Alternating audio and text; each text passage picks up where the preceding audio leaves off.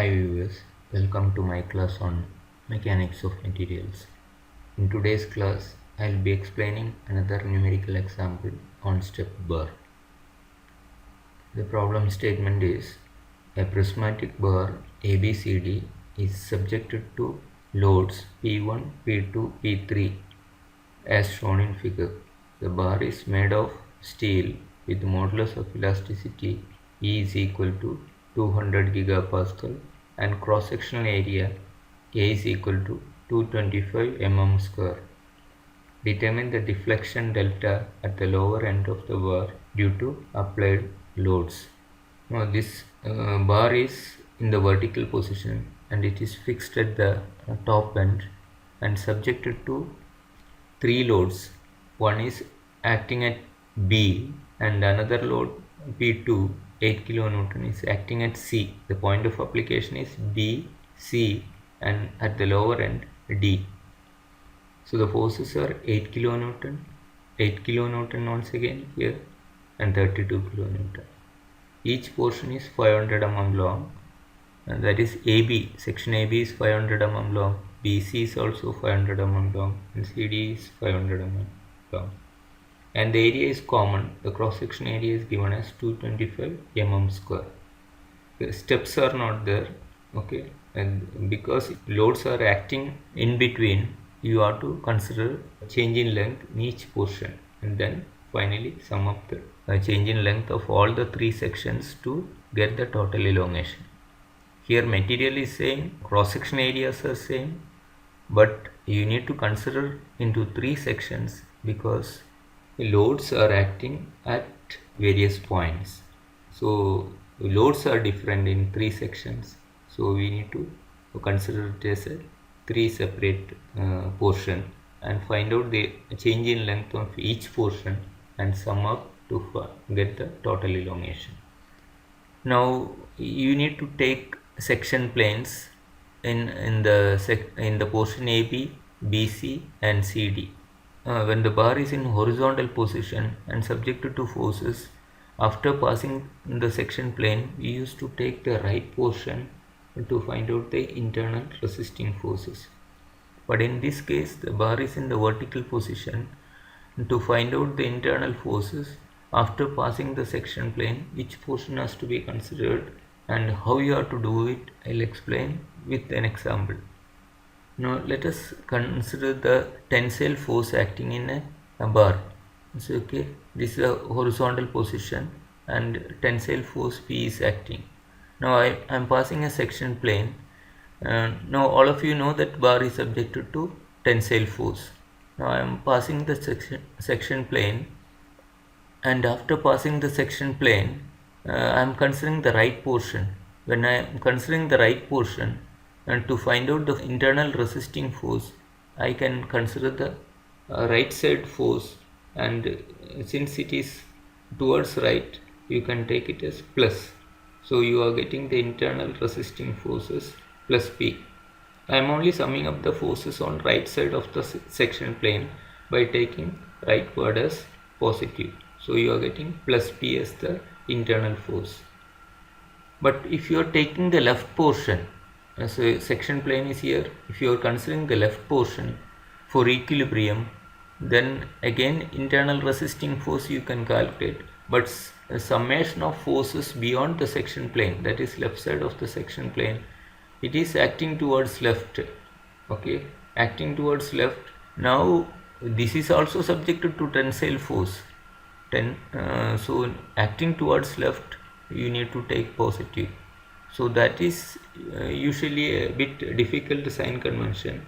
So it is always better to consider the portion right side of the section plane in which you can treat all rightward forces as positive and leftward forces as negative and just sum up to get the internal resisting force. So when it is in the horizontal position, it is easiest way to sum up the forces beyond the section plane on the right side. Now if you consider bar in the vertical position, if you are taking the lower portion, you have this downward force. It is subjected to tensile force. The bar is subjected to tensile force. So if you are taking the lower portion and if you sum up the forces beyond that section plane, so you need to take that downward as positive to get the internal force. Okay. If you are considering the upper portion, you can take upward positive. The force is upward, that force beyond the section plane is upward. Upward is, you can take it as positive, that will give the internal force. So in the vertical position, you to get the upward positive sign convention to reveal the internal forces, you need to take the upper portion. Okay. Lower portion, if you take, then you need to have a sign convention downward positive. So to avoid that, in such cases you should take upper portion and analyze, or other way is just rotate the bar and to make it horizontal, rotate it to make it horizontal. Okay, and bring it into the horizontal position and analyze the right portion, which will give the internal force. I am going to do the same thing. So this bar I'll rotate, because now if I consider the upper portion, I need to find out the reaction force here.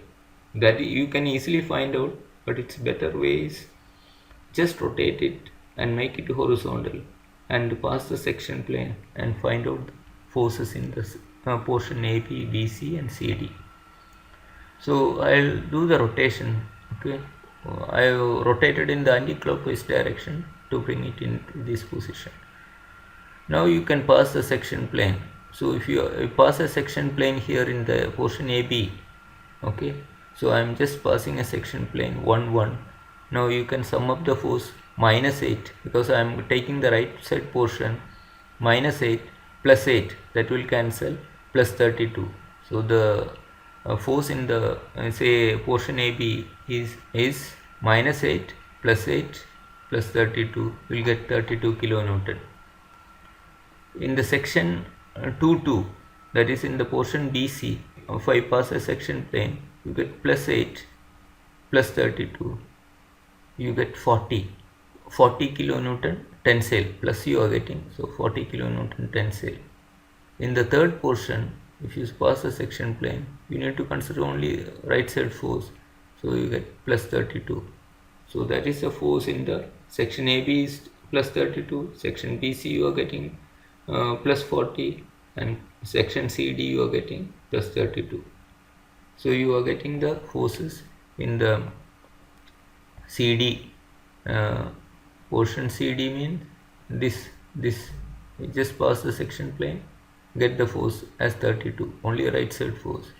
And the portion BC means 8 plus 32. Okay, 8 plus 32 or 40 you get.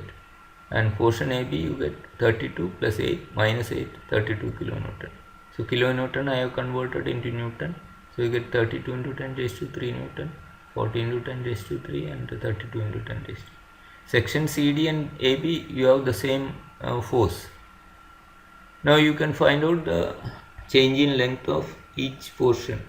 Areas are all same, all the three sections have same area, all the portions have the same Young's modulus, same material, lengths also same, all being same except forces also same in the CD and AB. So you will get the same value of change in length in the first and last portion. In the middle portion, the force is 40 kilonewton, so you will get a small difference. Now, but all the forces are tensile, and you get all elongation, all portions getting elongated. Young's modulus you need to convert 200 into 10 raised to 3, 200 gigapascal. No? It was given 200 gigapascal, so it is converted into Newton per mm square before substitution. So other unit consistency you maintain, it is in mm, it's given in mm square, only this was given in gigapascal. So Young's modulus was given in gigapascal, you have converted by multiplying by 10 raised to 3. The force is in kilonewton, you have converted into Newton. So the force unit is Newton, distance unit mm, and area unit mm square, and Young's modulus in Newton per mm square. So you have maintained the consistency of unit and you are getting the distance in mm. Now you can add all these three change in lengths or elongations to get the total change in length. So adding delta L is delta LCD, delta LBC plus delta LAP, so you will get the total change in length. You will get it as 1.1556 mm. That's all for today. Thank you for watching.